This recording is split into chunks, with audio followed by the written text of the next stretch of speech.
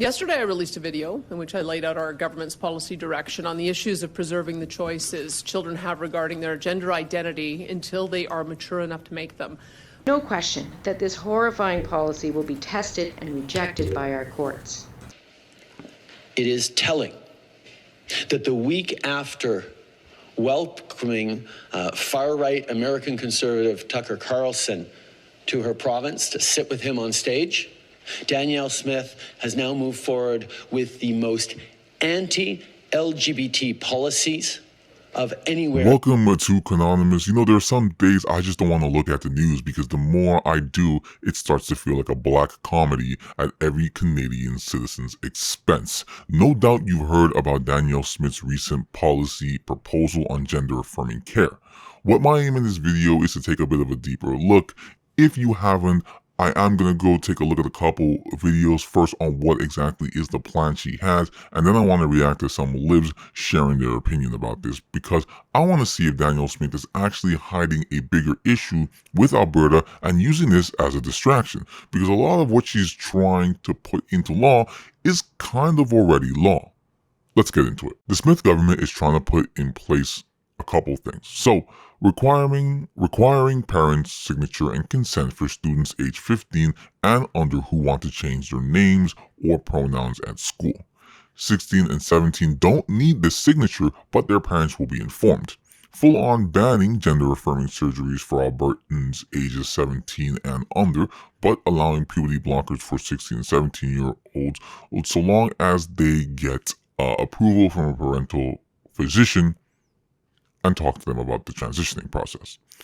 Then imposing parental opt-in for LGBTQ plus education discussions, among other measures. And lastly, no more biological female competing with trans women, but her government would be looking at a gender-neutral way to play and compete with all genders present. I'm going to go out on a limb here and say no girls will be partaking in that, or at least they won't be doing it for very long.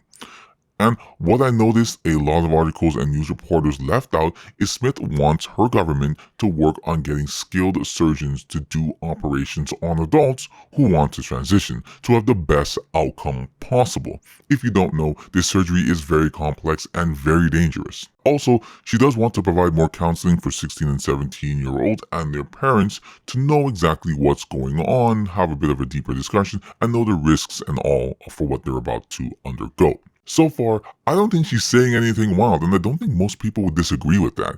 Giving parents a say in their children's developments should be a no-brainer. There were some complaints that parents don't have these conversations and they could open up potential abuse situations. I understand that, and that is a concern, and there should be avenues open, and I believe there are avenues open in the school for people to talk to them to get the police involved, because this obviously needs to be escalated beyond.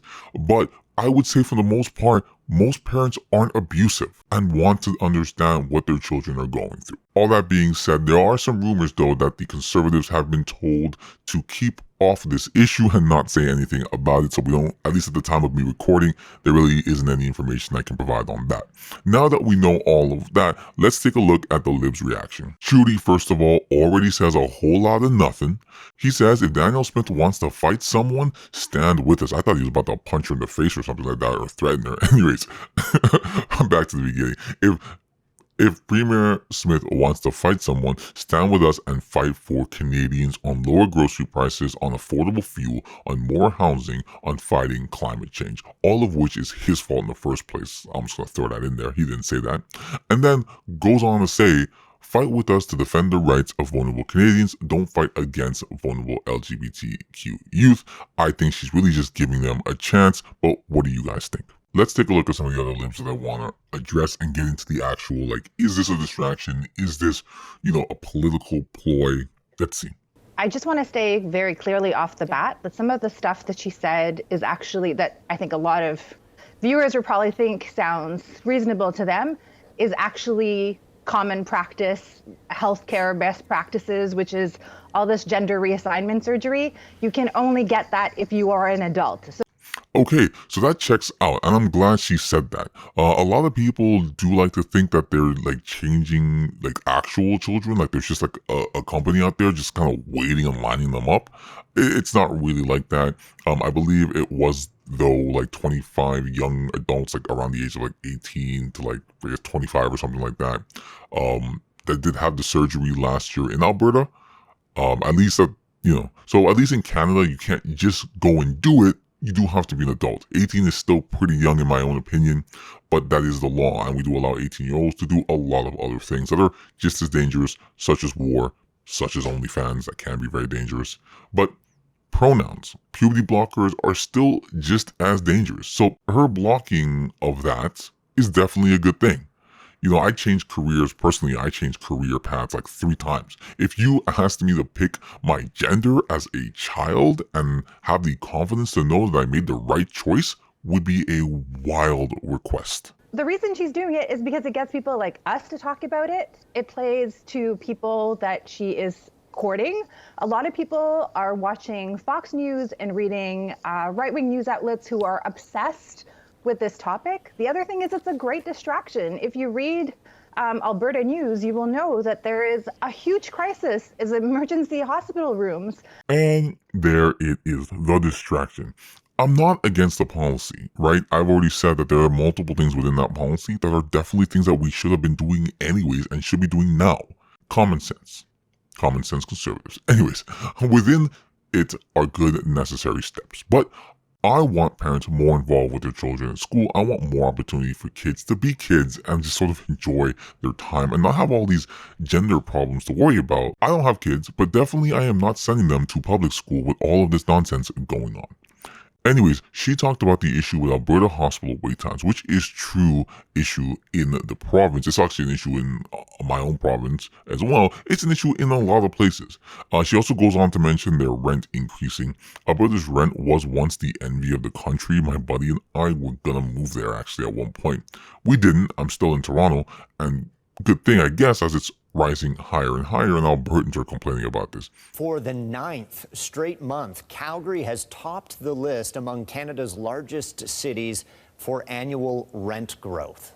A report from rentals.ca puts the average asking rent in Calgary at $2,093, a year-over-year increase of nearly 15%.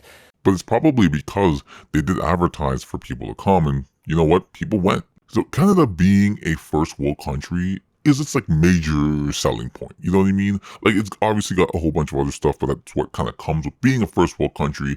But the ultimate drawback is that it is cold as a hell.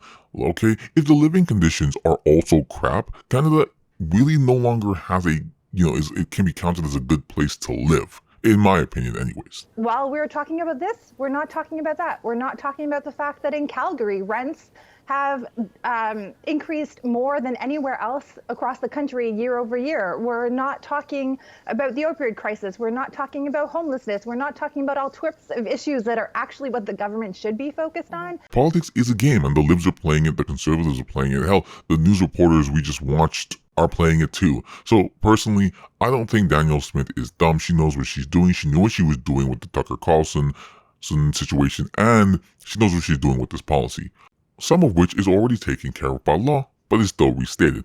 But these are little things that she has in there, having to inform parents of what's going on, the puberty blocker stuff, having to have those tough conversations with your kids. This is what we need more of. So I'm glad that she's implementing this. And I kind of wish other provinces would too as well.